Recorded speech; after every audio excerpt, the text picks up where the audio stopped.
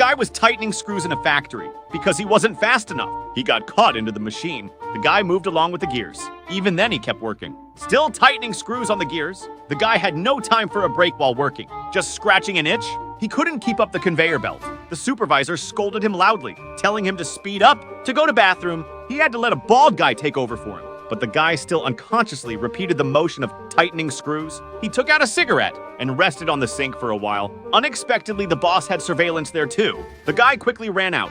Seeing the bald guy doing a good job, he took out a file and started filing his nails. The bald guy handed the wrench back to him. The unscrupulous boss appeared in the control room and had the machine speed increased. Now the guy only knew how to tighten screws. As he saw something protruding, he instinctively tightened it. The female secretary walked by. The guy saw buttons on her skirt and immediately chased after her. The lady was terrified.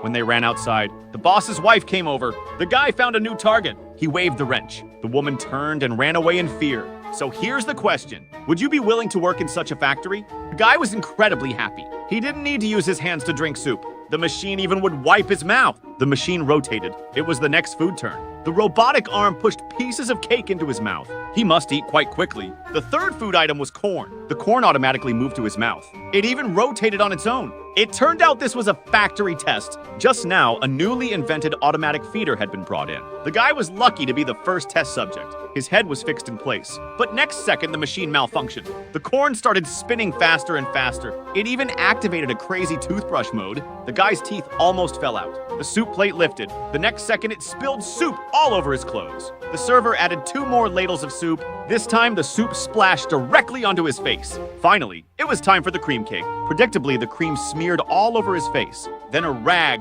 wildly slapped his face. The guy passed out immediately. The experiment failed. The boss turned and walked away. If you were this guy, would you dare to try this machine?